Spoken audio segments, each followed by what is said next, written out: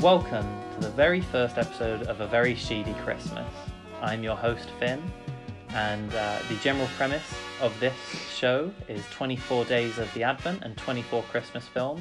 We're going to be looking at one Christmas film a day, and we'll be sharing our thoughts and tearing them down a peg. Today, I'm joined by my very lovely guest, Freya. Hello.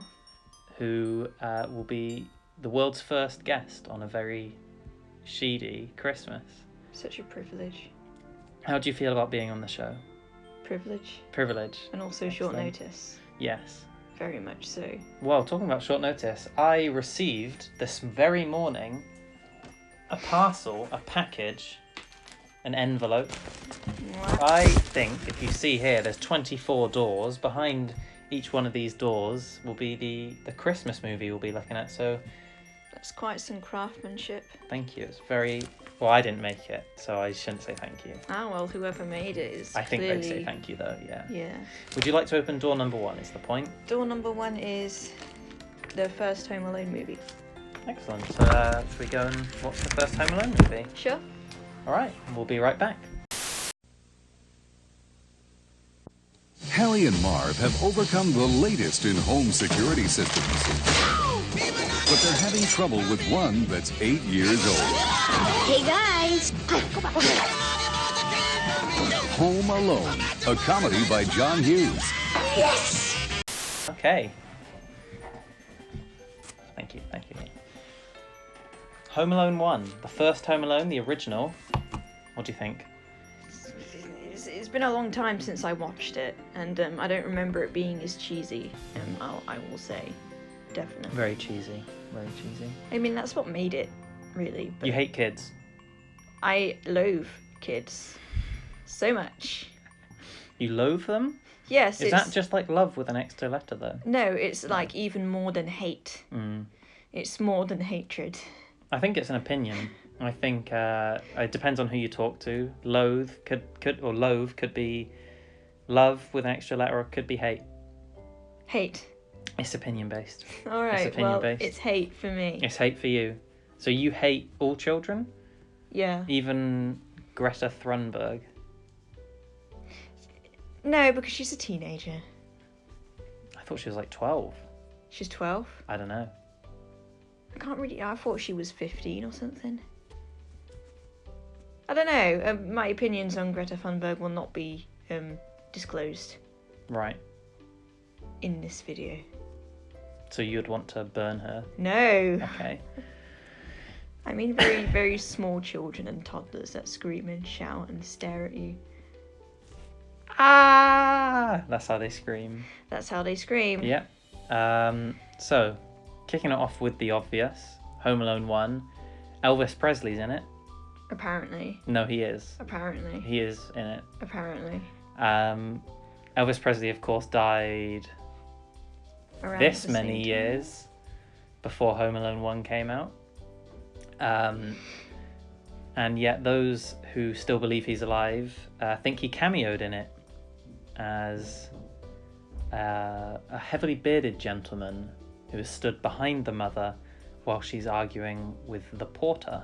And I think that that's utter bullshit. Well, a lot of people think you're bullshit. A lot of people think you're bullshit. It's my show. Fair. Now you're a frog. That's fine. And now you're human again. That's also fine. I have no quarrels with being a frog or a human. So you hate frogs? No. If I hated frogs, I'd have a really big issue with being turned into one, you know? I'd be like, oh, shit. This sucks. What? What do you think? Were there any glaring flaws in the movie? Like, I wouldn't say they're flaws because they fit with the movie, but like how, you know, I wouldn't say meta, but you know, like how bad the policemen were. I didn't feel like the mum was genuine in the first bit with Kevin. So when she was freaking out later when she forgot about him, it was different because now she suddenly cares when she wasn't acting like she was caring that much in the first bit. So no, I definitely agree. I thought it was sometimes a little too obvious, you know, a little too, like, for example, when he finds the firecrackers that he later uses to scare Marv. It makes him think it's a gun. Oh. I didn't have too much of an issue with that. Well, he looks at them. He looks at them and he goes, "Wow, these will be useful later." Oh, does he? He says before, of course, it's knowing a surprise that will help us later. That the wet bandits are coming. It's like he may as well looked at them and gone, "Wow, I'm going to use these to scare Marv." Yeah. Okay, I can't remember the other wet bandit's name. He wasn't as important, so we didn't remember. Well, arguably he was. No, he wasn't. He wasn't. If we forgot his name, then you're he right. was... Joe Pesci. He's Joe Pesci. Okay. In real life, he is. Marvin Joe Pesci. Yeah. Very slapstick, I thought, especially with all the speeded up shots. I kind of like live action when they try and be slapstick. I don't know why. Well, I just think it kind of harkened back to Charlie Chaplin, that kind of thing, where you'd have him running around the house and it'd be all sped up. There's a lot of, you know, running around like this. Yeah. Show me your best That's great. No one would tell if you put my in front of his. Like, you know, I think it's very good. Very good? Yeah. Very good. Do you know they actually had problems with the film? What problems? Well, they had issues with making it look Christmassy enough in some scenes where they couldn't fit in decorations or snow. So do you know what they did? What? They just used as much of the colours green and red as they could. That's fair. Yeah. Which is why, you know, Kevin sometimes wears a green sweater around the house. There's just random red toys and bits of furniture. I don't see how that would be difficult, because that's just, you know, mise en scene, you know? It's common knowledge, really. That's what you use it for. Well, I think the idea is they had a hard time making it look Christmassy before they came up with the idea of the green and red. Okay. Of course, you're green and red. No, just red. No green. Where's the green? Where's the green? Well, Freya, it's time for a call from the audience. That's right. This is a live show, and if here's the number. If you call this number, you could be in with a chance of asking this charming young lady what asking her a question. I believe we have a caller on the line now. What? Hi. Hi. Hey. You're a fucking nerd. Yes, valid. That's all I have to say. Excellent. Thank you, caller. Oh, what's this? I have a printout here of a question submitted by post by the audience. It says, do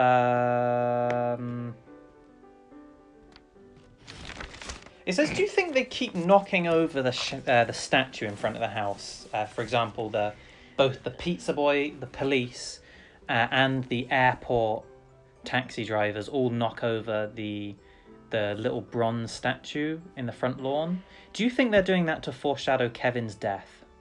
Fucking hell, what? Do you think that they are doing that to foreshadow the death of Kevin McAllister? Like Kevin's like the statue and that he's going to be run over? He will die. Is that the foreshadowing that he will be run over? Well, not necessarily run over, but he will die. I just thought it was a gag. He will be knocked out of life. No, I just thought it was like a gag that they were all disrespectful little cunts. I didn't think it was because of that. No. So you don't think Kevin will die ever? No. Immortal. So you think he's immortal? Yes. He's immortal. Isn't everyone? You're not immortal. Shit. We'll be right back after these commercials.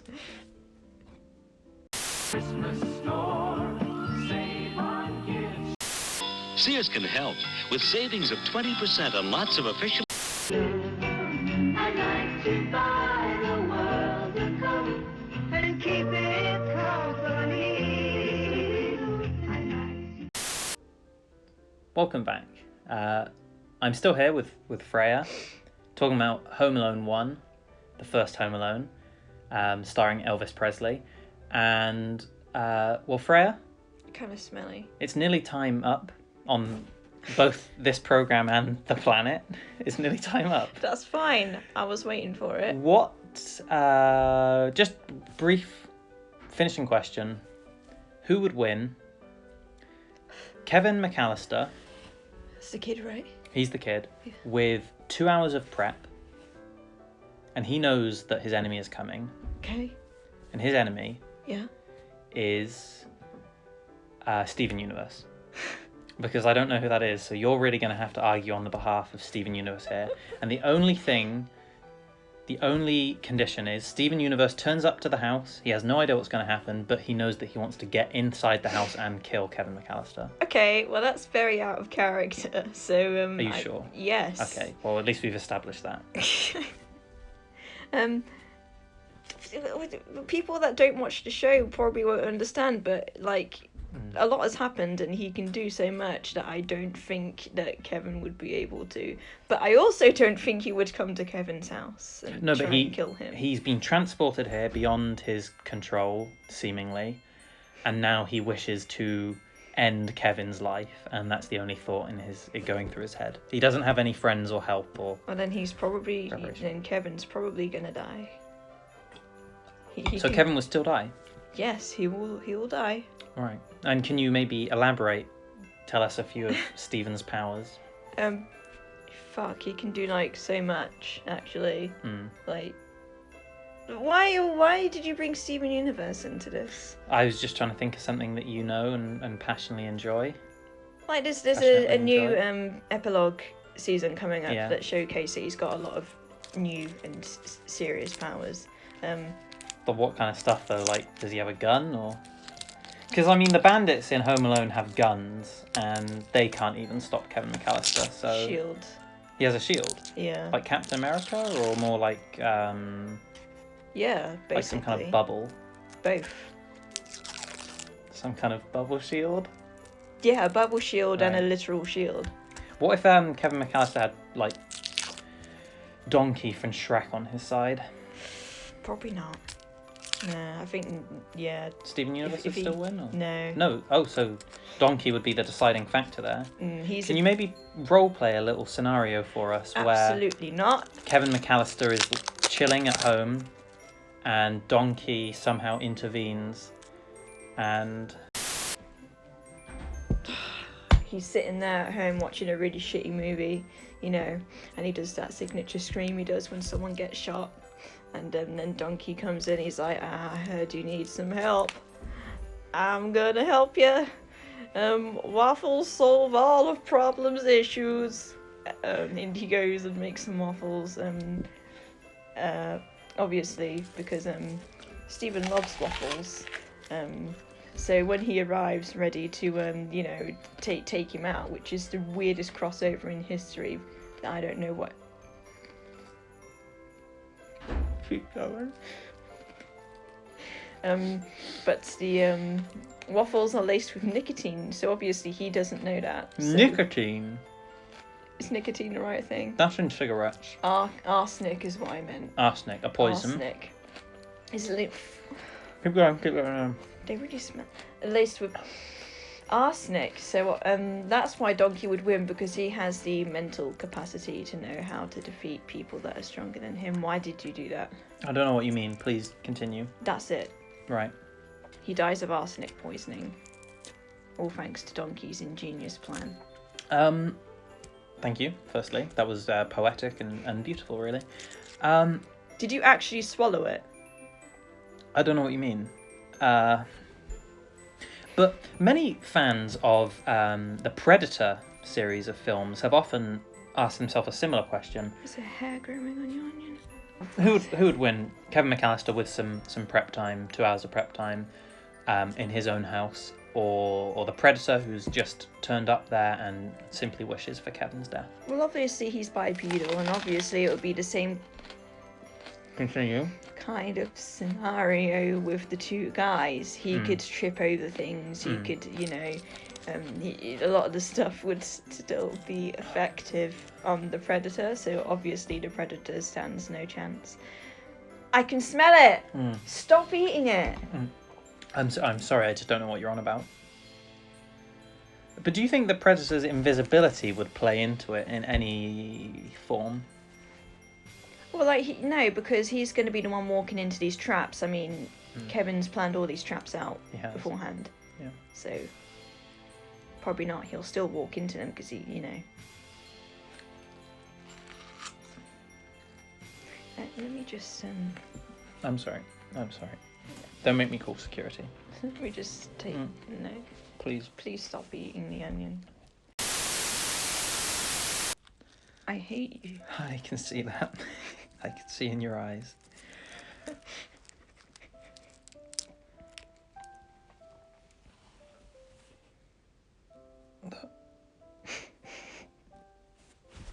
Yeah, you can have it. I give up. It's very disgusting. It's really awful. It's also a waste of a perfectly good onion. Oh no, it's gone off. Well, Freya, I'd say that's all we've got time for on our first episode. I suppose just to round things off, how would you rate Home Alone 1 out of 5 snowmen? I'm traumatized. No, but Home Alone 1. 4. 4 snowmen? I'm traumatized. So it's quite high up there. Yes.